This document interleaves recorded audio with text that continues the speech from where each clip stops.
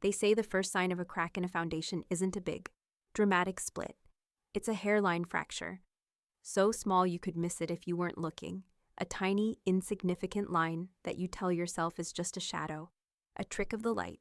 You paper over it, you pretend it isn't there, but the crack always grows.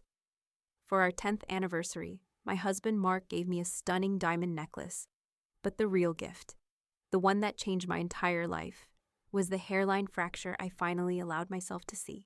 If you have ever had that gut feeling, that little voice in the back of your head whispering that something is terribly wrong, even when everything on the surface looks perfect, then you know what I'm talking about. Hit that like and subscribe button. You guys, because this is the story of how I stopped ignoring that little voice and started listening to it, and how it led me to serve my husband the coldest, most satisfying dish of revenge imaginable. To understand the earthquake, you have to understand the beautiful house it brought down. Mark and I were the poster children for the American dream. We met in college. He was the impossibly charming business major with a 5-year plan, and I was the driven marketing student who fell for that plan hook, line, and sinker. We were a team. We were unstoppable. We got married a year after graduation, 2 broke kids with a tiny apartment and a mountain of student loan debt. But we had each other, and for 9.5 years, it was perfect, or a version of perfect. We worked hard. I started my own boutique marketing agency, pouring my heart and soul into building it from the ground up. He climbed the corporate ladder at a prestigious consulting firm. We bought a beautiful house in the suburbs with a big backyard for the golden retriever we swore we'd get one day. We had a life that, from the outside, looked like it was lifted straight from a Pinterest board. We were that couple the one our friends pointed to and said, "See, true love is real." Our 10th anniversary was supposed to be the culmination of all of that, a celebration of a decade of love and partnership. We planned to go back to our place, the ridiculously expensive Italian restaurant where he had proposed, the one with the twinkling lights and the sommelier who knew our names. Mark was more romantic and attentive than he had been in years. He'd come home with flowers, leave sweet notes on my pillow, and talk endlessly about the future. 10 years, Amelia, he'd said just last week, wrapping his arms around me from behind as I was doing the dishes. Can you believe it? A whole decade. And it still feels like we're just getting started. Maybe after this big project at work wraps up, we can finally start talking about, little feet running around this big house. I leaned back against his chest, a happy, genuine smile on my face. This was what I wanted.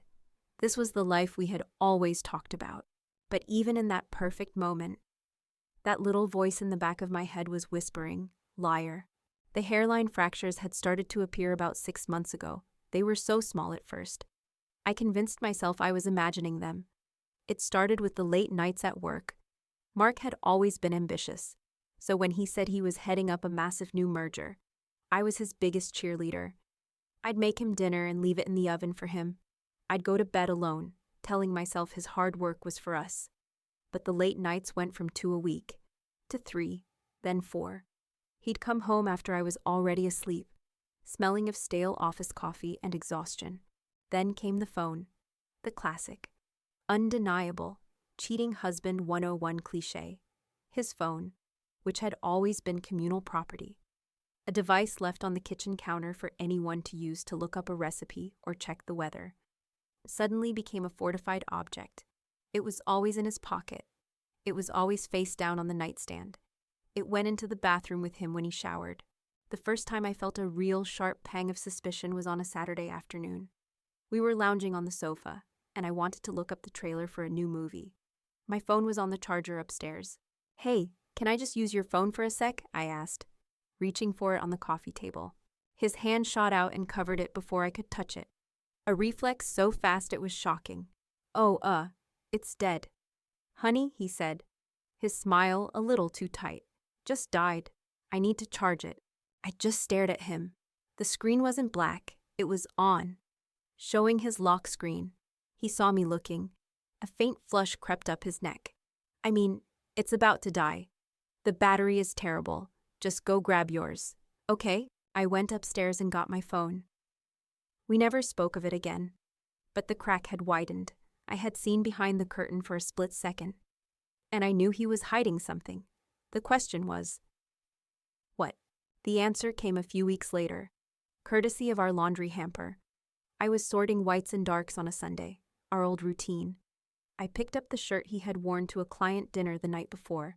As I lifted it, I caught a scent. It was faint, but it was there. It was a perfume, a sweet, floral, slightly musky scent that was definitely not mine. My perfume was light, citrusy. This was a different woman. I held the collar of the shirt to my nose and inhaled deeply. My heart felt like it had turned to ice in my chest. You guys, that feeling is something I will never forget. It's the moment your brain, your logical, loving, trusting brain, finally loses the argument with your gut. My gut had been whispering. Now it was screaming. I sank down onto the floor of our laundry room, the shirt clutched in my hand. My mind was racing, trying to find a plausible explanation. It was a client. She hugged him. It was a crowded restaurant. The waitress brushed past him. I came up with a dozen scenarios, a dozen ways this could be innocent, but none of them felt true. The truth felt heavy and sick in the pit of my stomach. That night, I confronted him, gently. I didn't accuse. I just asked. Your shirt smelled like perfume today, I said. As we were getting ready for bed, I watched his face in the mirror. He didn't miss a beat. He just laughed. Oh God. Probably from Brenda in accounting. The woman bathes in it. She gave me a hug yesterday when we closed the first phase of the deal. I probably reek of it. Sorry about that. He was so smooth, so plausible. He had an answer for everything. An old me would have been relieved. I would have accepted the explanation and felt silly for ever doubting him. But I wasn't the old me anymore. I was the me who had seen his hand fly to cover his phone. I was the me who had felt the growing distance between us, even when he was standing right next to me. Right, I said, forcing a smile. Brenda from accounting. The lie was so obvious it was almost insulting. He thought I was a fool. He thought I was so blinded by our perfect life that I wouldn't see the truth. And this is the part where I have to be honest with you all. I knew. From that moment on, I knew he was having an affair. But I didn't do anything. I didn't scream. I didn't throw things. I didn't pack my bags. I did what so many of us do when faced with a devastating truth. I pretended I didn't know. Why? Because our 10th anniversary was a month away. Because we had built a life together, and the thought of tearing it down was terrifying. Because admitting he was cheating felt like admitting that the last decade of my life had been a lie, that I had failed. And because, God help me, I still loved him. Or at least, I loved the man I thought he was. So I decided to wait. I decided to play the part of the happy, oblivious wife, and see what would happen. I would give him a chance to end it, to come clean, to choose me. The final weeks leading up to our anniversary were a masterclass in denial. We went through the motions of a happy couple. We finalized the reservation at the restaurant. We talked about what we would wear. He was more attentive than ever. A classic sign of a guilty conscience I was choosing to interpret as a rekindling of romance. 3 days before our anniversary, he came home with a small, beautifully wrapped box from a high-end jeweler. "Happy anniversary, my love," he said, his voice soft and full of emotion. I couldn't wait. I opened the box. Inside, nestled on a bed of black velvet, was a diamond necklace. It was a delicate, platinum chain with a single, perfect, pear-shaped diamond. It was stunning, and it probably cost a fortune. "Mark, it's beautiful," I whispered. "You shouldn't have." "Of course, I should have," he said, taking it from the box. 10 years. "You deserve everything, Amelia." He moved behind me to fasten the clasp.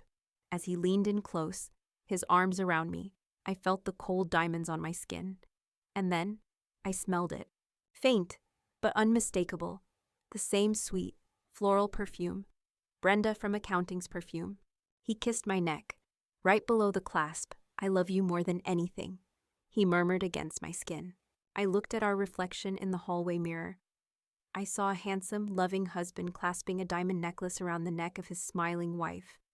I saw the perfect couple, the American dream, but for the first time. I saw the hairline fractures. I saw the lie behind his eyes, and I knew, with a certainty that was as cold and hard as the diamond now resting on my collarbone. That this necklace wasn't a gift of love. It was a payment, a down payment on my silence, a glittering bribe to keep me from looking too closely at the cracks in our perfect foundation. He thought he was buying my affection. He thought he was shoring up the beautiful house we had built. He didn't realize he was just buying me time. Time to find the truth, and time to prepare for the end. The 3 days between Mark's anniversary gift and our dinner reservation were some of the strangest and most surreal of my life. On the outside, I was the perfect, doting wife.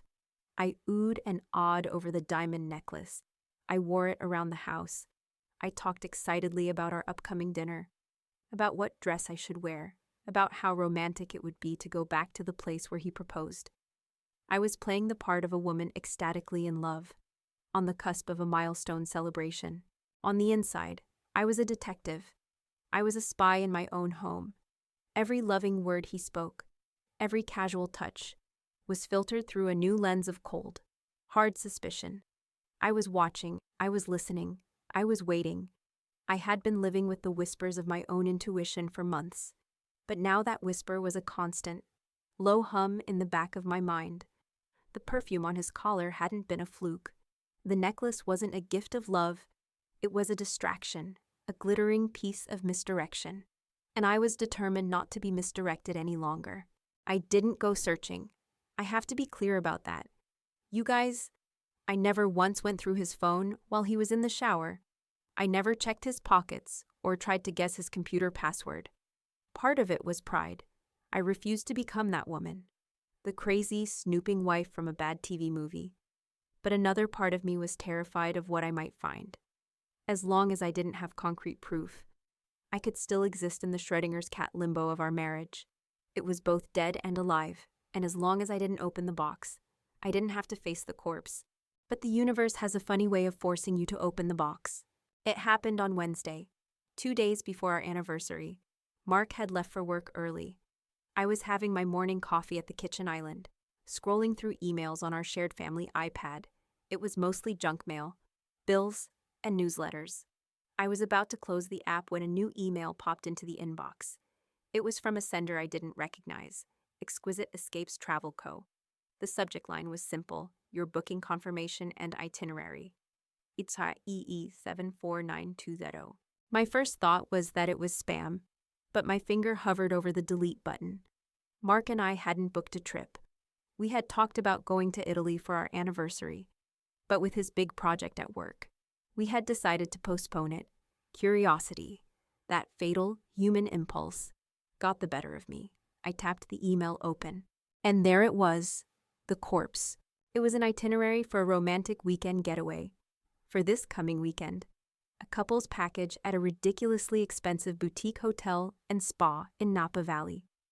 The booking included a suite with a private hot tub, a couple's massage, and a reservation for 2 at a Michelin-starred restaurant. The booking was under his name, Mark Anderson.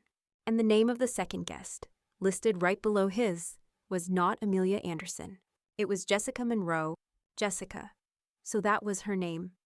Not Brenda from accounting, Jessica. The name was unfamiliar, but in that instant, I felt like I knew everything about her. I could picture her. Younger, probably. The kind of woman who would wear a sweet, floral perfume. The kind of woman my husband would buy a secret weekend in Napa for, while I was at home planning our 10th anniversary dinner. You know that moment in a movie when an explosion happens, and all the sound gets sucked out of the room, and everything moves in slow motion. That's what it felt like. My ears were ringing. The beautiful, sun-drenched kitchen around me seemed to fade to gray. I could feel the blood draining from my face. I read the email again. And again. The words didn't change. Departure Friday, 5:00 p.m.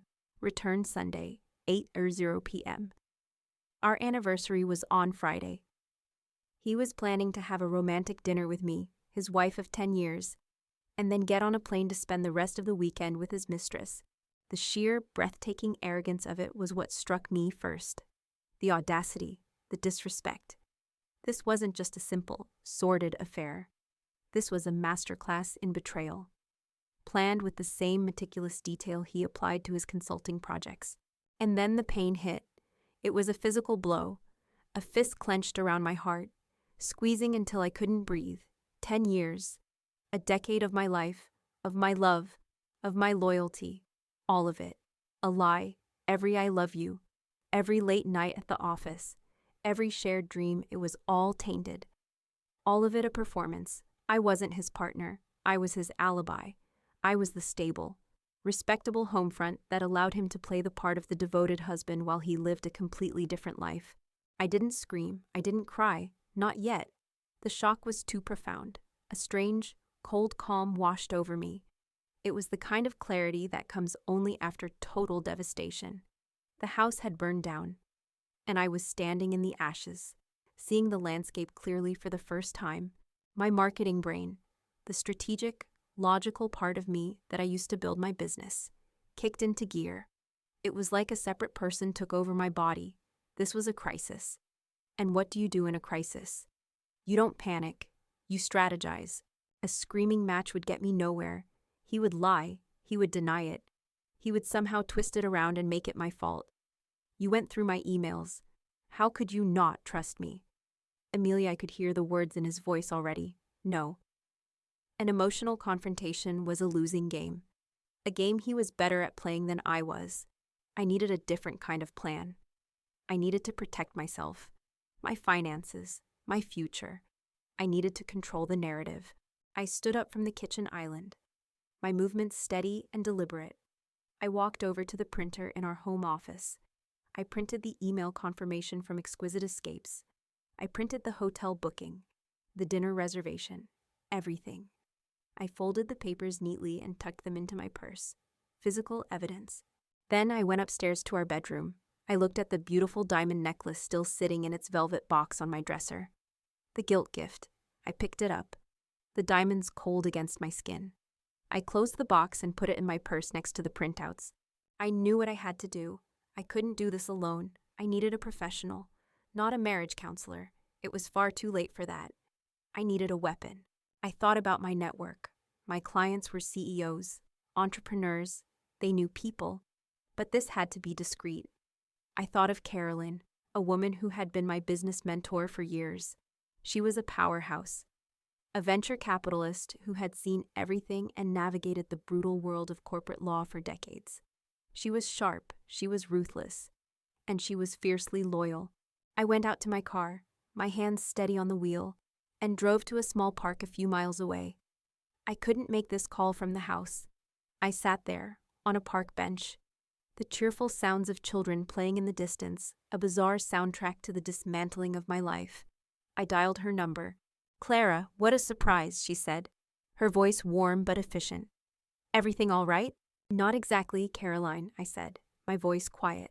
"I need a recommendation, and I need absolute discretion." "I'm listening," she said, her tone immediately shifting. "All business." "I need a divorce attorney," I said, the words feeling strange and foreign in my mouth. "I don't need someone who believes in amicable settlements.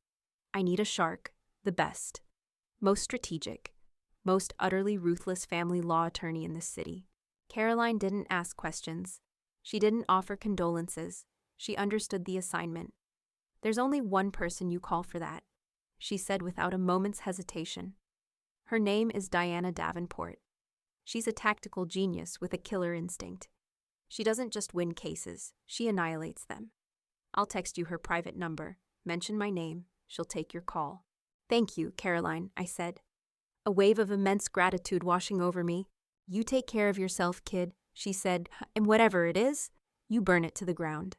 A minute later, a text came through with a name and a number, Diana Davenport. I took another deep breath. This was the final step, the one that made it real, the one from which there was no turning back. I dialed the number, a crisp, professional voice answered, "Davenport." "Hello, Miss Davenport," I said, my voice steadier than I thought it would be. "My name is Amelia Anderson. Caroline Sterling recommended I call you." "I see," she said. There was a faint sound of typing. "How can I help you, Ms. Anderson?" I looked out at the park, at a young couple pushing their child on a swing, laughing.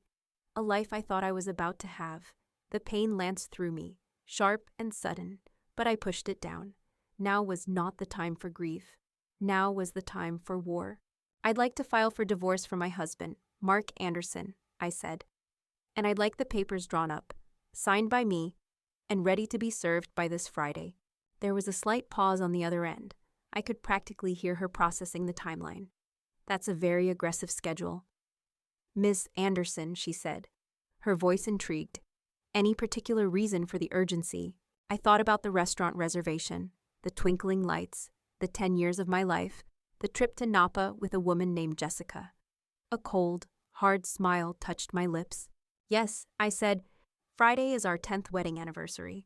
The 2 days between discovering my husband's planned infidelity and our 10th anniversary dinner were the longest and shortest 48 hours of my life.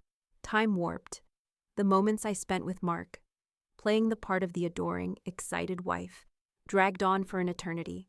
The hours I spent alone, on clandestine phone calls, methodically dismantling our life together, flew by in a blur of adrenaline and cold, hard purpose. I was living 2 lives. There was Amelia the wife, and Amelia the warrior. And the warrior was finally taking command. My first stop the morning after I found the email was a sleek, glass and steel tower downtown. The law offices of Davenport and Associates were on the 54th floor, a place so high above the city it felt like it was in a different atmosphere altogether. The air up there was thinner, colder, sharper, just like Diana Davenport herself. She was exactly as Caroline had described her. A woman in her 50s with a razor-sharp bob of silver hair, dressed in a gray suit that probably cost more than my first car. She didn't have a single personal item on her massive, clean desk, no family photos, no sentimental knickknacks, just a laptop, a phone, and a pristine legal pad. She was not there to be my friend. She was there to win. Ms. Anderson, she said, gesturing to the chair opposite her without standing up. Her eyes, the color of slate, assessed me with unnerving speed. Caroline speaks highly of you. She says you're smart and you don't waste time. I appreciate that. Show me what you have. I didn't waste time. I pulled the printed out email confirmation for the Napa trip from my purse and slid it across the desk. I also handed her the receipt for the jewelry I'd found, the one that wasn't for my diamond necklace. She read the documents, her expression unchanging. She didn't offer a single word of sympathy. There was no, "Oh, you poor thing," or "Men can be such pigs." Instead, she looked up at me, a flicker of something that looked almost like approval in her eyes. "Sloppy," she said, her voice a low purr. "Very, very sloppy. Good for us." The hotel booking is on a shared credit card. The flight itinerary was sent to a shared email address. His carelessness is going to be our greatest asset. It establishes a clear pattern of deceit and a disregard for marital assets. She leaned back in her chair. "So, what do you want, Ms. Anderson?" "My name is Amelia," I said, "and I want to be prepared. Our anniversary is on Friday. I have a feeling things might come to a head. I want the divorce papers drawn up, signed by me, and ready to serve by then." "And your assets?" she asked. "Your marketing agency. Is it an LLC?" "It is," I said, "founded and fully funded before the marriage. I have the incorporation documents to prove it. The house is in both our names, but I made the majority of the down payment from my business profits. The stock portfolio is joint, but I have a record of every transaction I've made versus everyone he's made." I had spent the entire night after finding the email not crying, but gathering data. I had become the CEO of my own destruction. Diana actually smiled. It was a thin, sharp, terrifying smile. "Excellent," she said. "You've done most of my paralegal's work for her. This will be clean, messy for him, but clean for you." She then spent the next hour laying out the strategy, the division of assets, the legal process. She spoke of my life, my marriage, with the cool, detached precision of a surgeon planning an amputation. It was brutal, and it was exactly what I needed. I didn't need a friend to hold my hand. I needed a shark to show me where to bite. I left her office feeling strangely calm. The path forward was clear. The objective was defined. Now, all I had to do was survive the next 48 hours of living a lie. Have you ever had to smile and nod while someone you love is lying directly to your face? Not a little white lie, but a big, life-shattering one. It's a surreal experience. It's like watching a movie of your own life. But you're the only one in the theater who knows how it ends. That night, Mark came home with a bottle of expensive champagne. To celebrate a decade of us, he said, kissing me.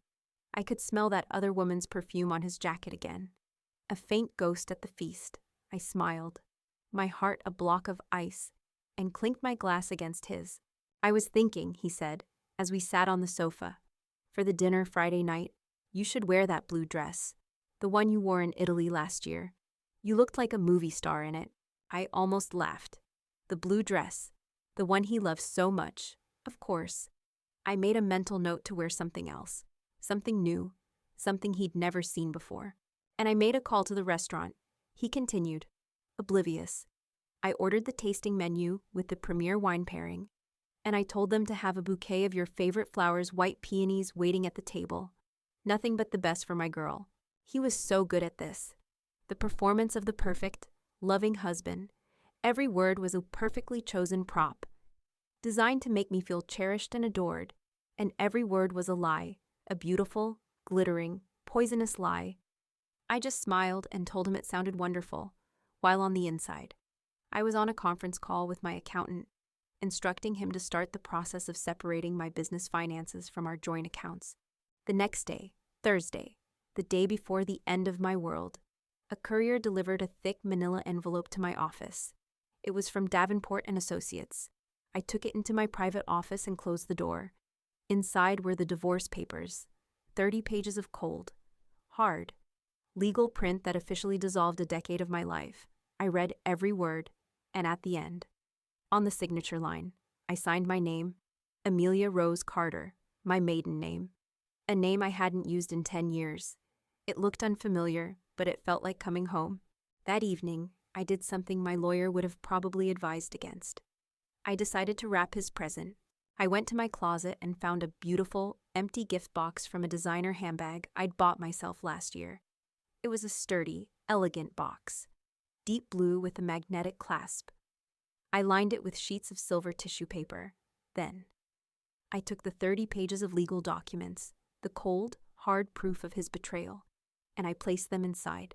I folded the tissue paper over them, I closed the lid, and I found the most beautiful, wide, silver silk ribbon I owned, and I tied it around the box in a perfect, elaborate bow. It looked like a gift, a beautiful, expensive, thoughtful anniversary present, and it was the gift of his freedom, the freedom to be with Jessica Monroe, openly and honestly, and more importantly, it was the gift of my own. That night, the eve of our anniversary, was the hardest part, the final performance. Mark came home, and he was in the best mood I had seen him in for months. He was relaxed, happy, a man without a care in the world, a man who thought he had gotten away with it all. He pulled me into the kitchen and danced with me to the music playing softly on the radio. He whispered in my ear how he couldn't wait for the next 10 years. The next 50 years? He was laying it on so thick. A final coat of varnish on the beautiful lie he had constructed. And as he held me, as I rested my head on his chest and listened to the steady, lying beat of his heart, the warrior in me faltered for a second. The wife, the one who remembered the broke college kid who'd shared his pizza with me on our first date. She resurfaced. A wave of grief so powerful it almost knocked me off my feet washed over me. Is there another way? Can this be fixed? Am I making a mistake? He must have felt me tense up. He pulled back, looking at me with concern in his eyes. Hey, you okay? You seem a little distant tonight. I forced a smile. Just emotional, I said. And it wasn't even a lie. Thinking about the last 10 years. It's a lot. Good things, I hope, he said, smiling. All of it, I said softly. The good and the bad. It all brought us here. Later that night, I lay in bed beside him, pretending to be asleep. I watched the rise and fall of his chest in the moonlight.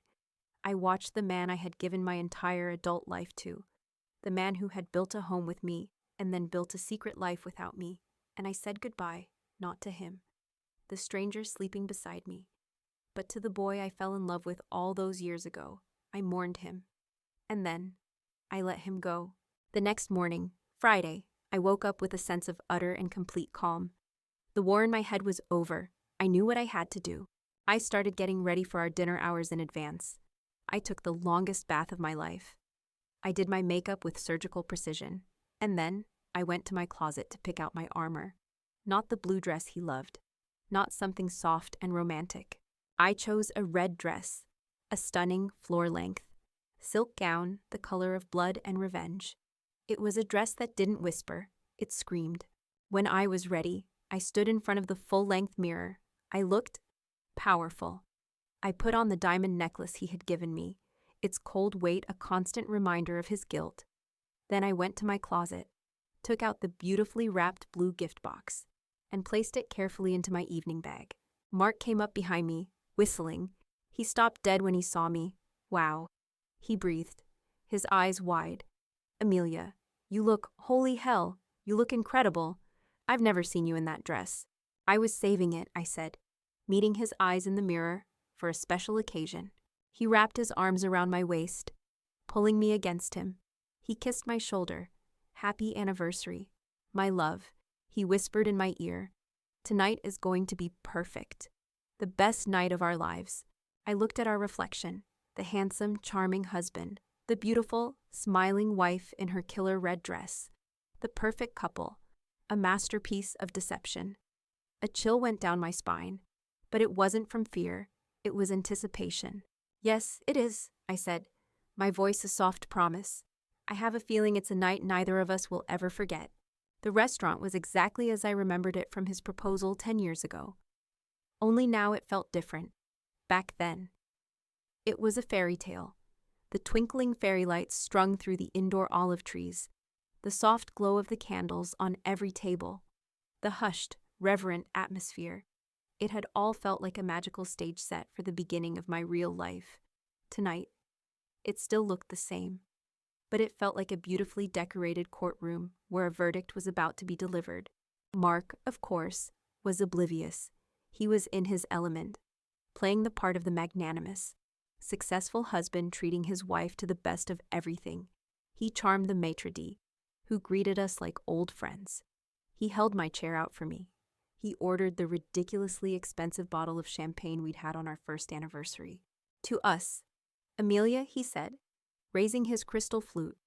His eyes were shining with what, to anyone else, would have looked like pure, unadulterated love, to the first 10 years and to the next 50. I smiled, my lips feeling stiff. I raised my glass. To us.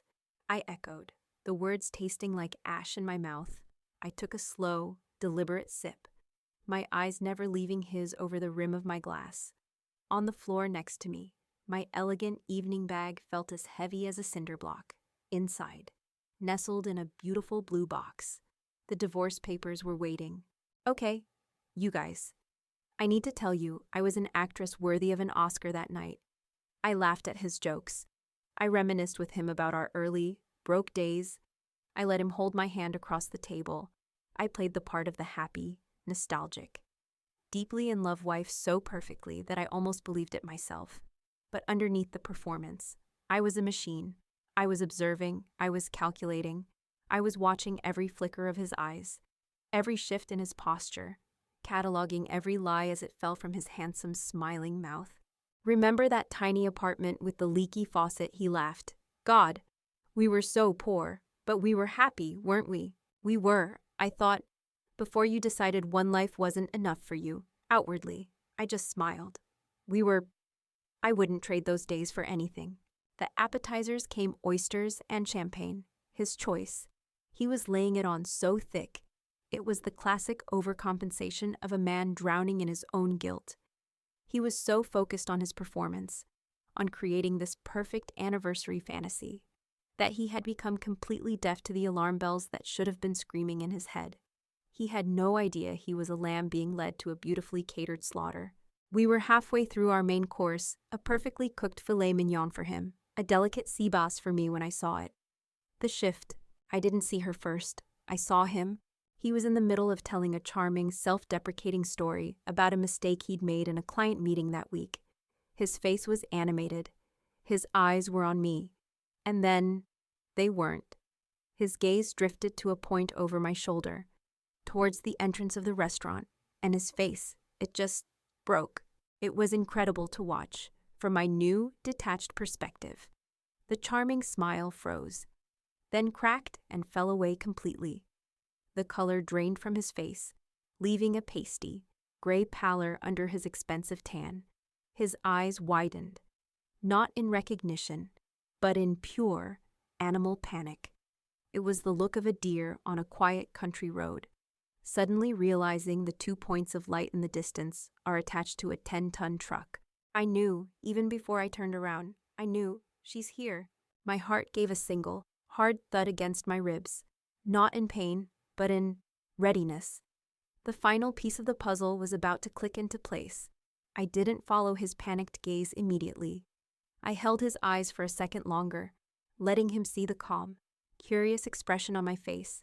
Then, with a slow, deliberate grace that I did not feel, I took a sip of my wine and turned my head. And there she was, Jessica Monroe. I knew it was her instantly, though I'd never seen her face before. She was standing near the host stand, her eyes scanning the room. She was younger than me, probably in her mid-20s. She was beautiful in a way that was loud and obvious long. Dark hair, a body that was poured into a tight, vibrant green dress that was just a little too flashy for this elegant, old-money establishment. She looked like she belonged at a nightclub in Miami, not a hushed temple of haute cuisine. But the most telling thing was the look on her face. It wasn't the look of someone who had accidentally stumbled into the wrong restaurant. It was the look of a predator. Her eyes were scanning the room with a sharp, determined glint. She was looking for someone. And then her eyes landed on our table. They landed on Mark, a slow, smug, triumphant smile spread across her face. She was here on purpose. He hadn't just forgotten to cancel their Napa trip. He had invited the wolf to our anniversary dinner. Or maybe she had invited herself. At that point, it didn't really matter. She started walking towards our table. Every head in the restaurant turned to watch her. She moved with a confident, hip-swaying swagger that was designed to draw attention. Mark looked like he was about to have a seizure. He was shaking his head almost imperceptibly, his eyes wide with a silent, desperate plea. No, no, no, don't! But she just kept coming. I turned back to face my husband. I picked up my fork and took a small, perfect bite of my sea bass. It tasted like ash, but I chewed it slowly, deliberately. I swallowed. Then I looked at him. The picture of serene curiosity. Mark, darling, I said, my voice sweet. It looks like you have a visitor. He flinched as if I'd slapped him. I don't know who that is, he stammered. The lie so pathetic, so transparent, it was almost funny. Too late. She had arrived. She stopped at our table, placing a perfectly manicured hand on the back of his chair. She ignored me completely, her eyes fixed on Mark. Mark, she purred, her voice husky. Fancy seeing you here. I tried calling you. You didn't pick up. Jessica. He choked out her name, his face a mess of sweat and panic. What are you doing here? This isn't a good time. Isn't it? She asked. One perfectly sculpted eyebrow raised. It looked like a great time. A romantic dinner for two. She finally deigned to look at me, her eyes sweeping over me with a dismissive glance. And this must be the wife. I met her gaze. I didn't say a word. I just gave her a small, tight, polite smile. Then I took another sip of my champagne. My silence, my refusal to engage in the drama she was trying to create, was clearly not what she was expecting. It threw her off her rhythm. Mark, she said, her voice turning sharp now, demanding his attention. Aren't you going to introduce us? Jessica, please, he hissed, his voice low and desperate. Not here, not now. Oh, I think here and now is the perfect time, she said, her voice rising in volume, drawing the attention of the surrounding tables. I think Amelia deserves to know the truth. Don't you? I think she deserves to know that your big project at work has a name, and it's Jessica. What's the boldest thing you've ever seen a mistress do? I feel like crashing a 10th wedding anniversary dinner has to be in the top 5, right? This woman had no shame. She was here to blow up his life, and she clearly thought I would be the collateral damage, the weeping, hysterical wife who would make a scene and then run away in tears. Mark was trying to stand up, to pull her away, but she stood her ground. Tell her, Mark, she demanded. Tell her about Napa this weekend. Tell her you were going to leave her after the anniversary. Tell her you love me." He looked from her angry, demanding face to my calm, serenely smiling one, and I could see the absolute, primal terror in his eyes. He was trapped. The two halves of his secret life had just collided with the force of a particle accelerator, and he was standing at ground zero. He thought he was in the middle of a nightmare. He had no idea that the real nightmare was just beginning. He had no idea that the beautifully wrapped gift sitting in my purse wasn't a loving token of affection. It was a declaration of war. The show was about to begin, and I was the one holding the curtain. The chaos at our table was a beautiful, terrible thing to behold. It was like watching a perfectly composed symphony suddenly descend into a cacophony of screeching instruments. And I was the only one in the audience with a front row seat, a bucket of popcorn, and the secret knowledge that I was the one who had just set the conductor's sheet music on fire. Jessica, the mistress, was relentless. She had come here with a mission, and she was not about to be deterred by something as trivial as public humiliation. In fact, I think she thrived on it. "Don't you not hear? Not now, me. Mark," she snapped, her voice sharp enough to cut glass. The surrounding tables had all fallen silent. Diners were frozen with forks halfway to their mouths, their expressions a delicious mixture of horror and fascination. The maitre d' was hovering nearby, looking like he was about to have an aneurysm. "I have been patient," Jessica continued, finally turning her venomous gaze on me. "I have sat by while you played the happy couple, while you planned this pathetic little dinner. He was supposed to end it. He promised me." I met her fiery gaze with a look of serene, almost beatific calm. I took another slow sip of my champagne. My refusal to engage, to scream, to cry, was driving her insane. I wasn't playing the part of the scorned wife. I had refused my role, and it left her without a scene partner. "What's the matter with you?" she sneered at me. "Cat got your tongue. Are you just going to sit there and let this happen?" Mark, my dear, panicked husband, was trying to play both sides and failing spectacularly. "Jess, please, lower your voice," he hissed. Trying to grab her arm, she snatched it away. "Amelia? Honey, I am so sorry," he said, turning to me, his eyes wide with a desperate, pleading terror. "I don't know what she's talking about. She's delusional." Delusional? It was such a weak, pathetic lie. He was cornered, and his only instinct was to gaslight both of us. Delusional, Jessica shrieked, and now she was putting on a show for the entire restaurant. "Oh, I'm delusional. Was I delusional in Napa? Mark, was I delusional at the Four Seasons last month? Was I delusional when you told me you loved me this morning?" Every word was another nail in his coffin. I could see the sweat beating on his forehead. He looked from her furious face to my calm one, and he saw no escape.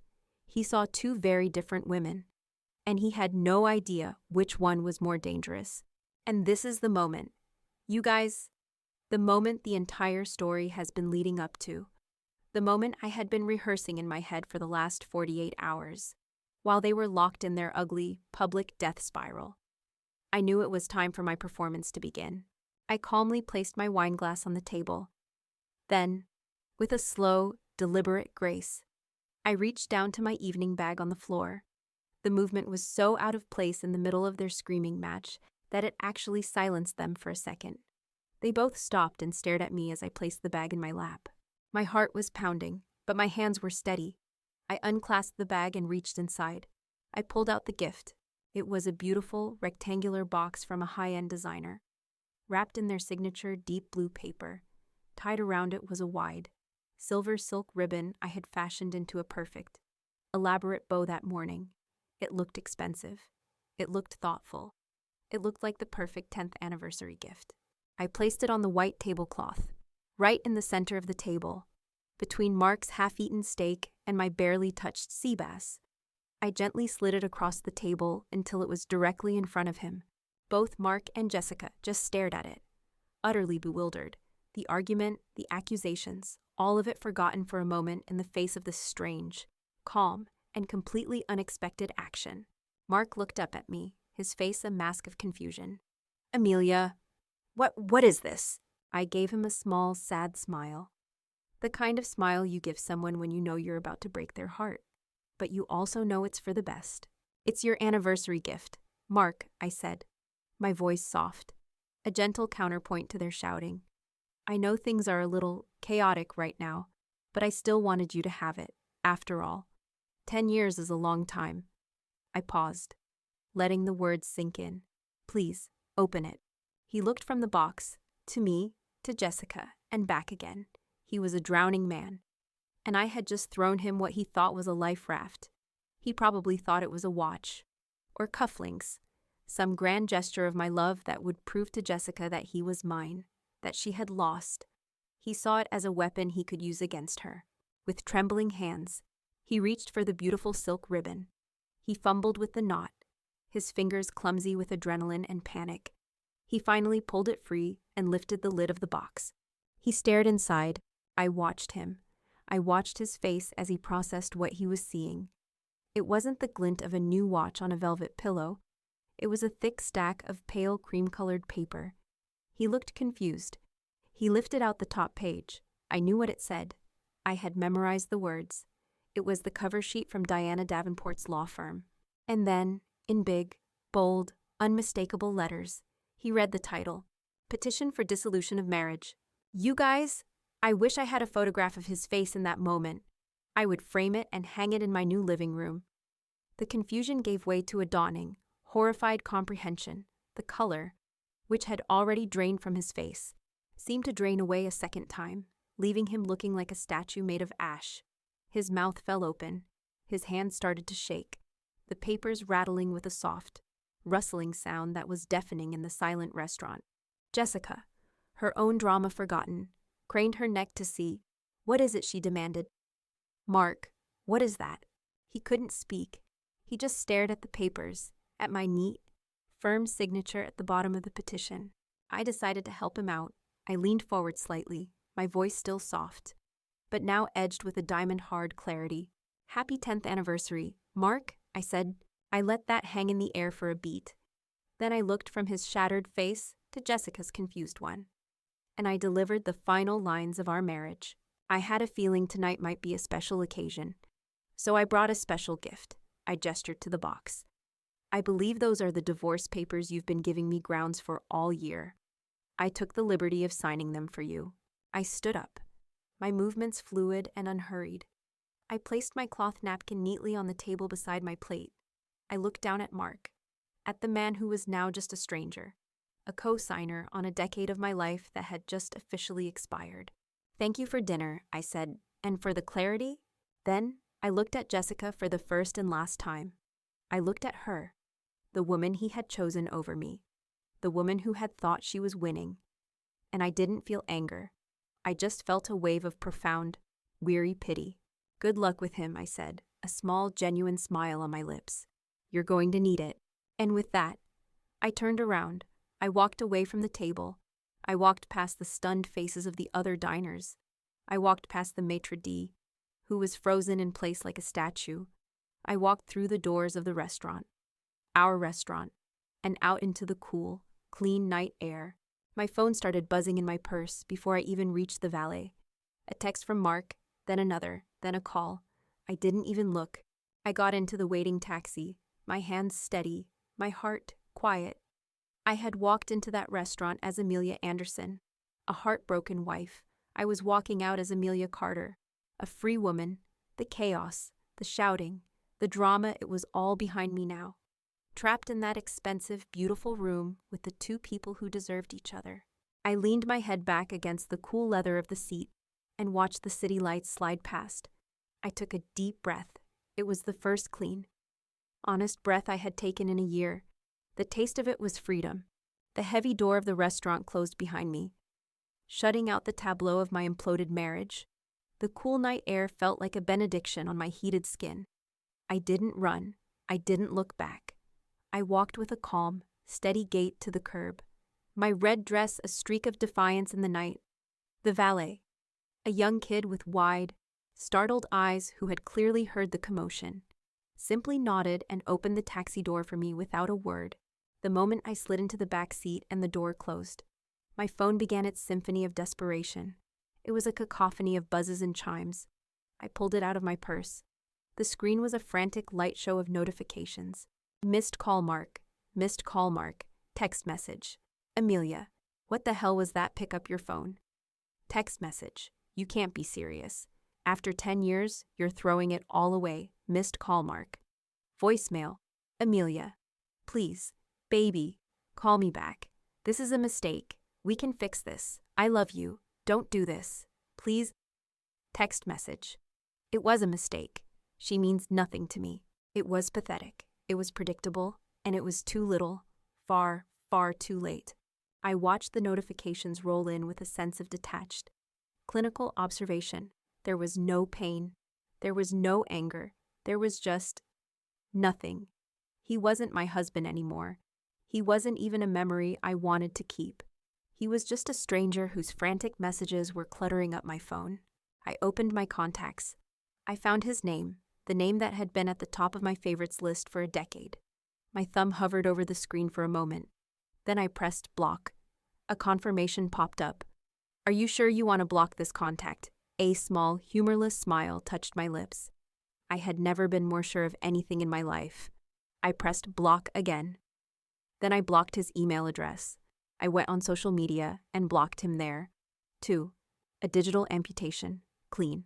Final. The phone went quiet, and in that quiet, I felt the first, true, intoxicating taste of freedom. The next morning, I met with Diana Davenport. She was wearing another impeccably tailored suit. This one a sharp, unforgiving black. She didn't smile when I walked in, but she nodded toward the coffee on her credenza. I take it the dinner was eventful, she said, her voice dry. You could say that, I replied, pouring myself a black coffee. He's been served, I assume. A process server was waiting for him outside the restaurant's back exit. Mr. Anderson was served at 9:47 p.m. in the presence of a Miss Jessica Monroe. According to our server's report, he was unreceptive. I'll bet, I said. So what happens now? Now, he hires a lawyer. Diana said his lawyer will likely try to contest the terms, argue for a larger share, claim duress. They will lose. Your premarital assets, including your business, are ironclad. The house is the only major joint asset. And given that you have printed evidence of him spending marital funds on his extracurricular activities, our position on the division of that asset is extremely strong. He will bluster. He will threaten. He will try to make this ugly. Do not engage. You speak only through me. I will handle the rest. Thank you, Diana, I said. Don't thank me yet, she said, that sharp, terrifying smile appearing for a second. You're paying me an obscene amount of money to be your weapon. I intend to be worth every penny. And she was. The weeks that followed were filled with angry, posturing letters from Mark's lawyer, which Diana batted away like a cat toying with a half-dead mouse. There were tearful voicemails from my parents, begging me to reconsider, to think of the family, to not be so hasty. I let Diana's office handle them. I was building a wall around my new life, and she was the architect. 6 months later. It's amazing how much can change in 6 months. The world keeps spinning, and you either spin with it or you get left behind. I heard about Mark. Of course, it was impossible not to.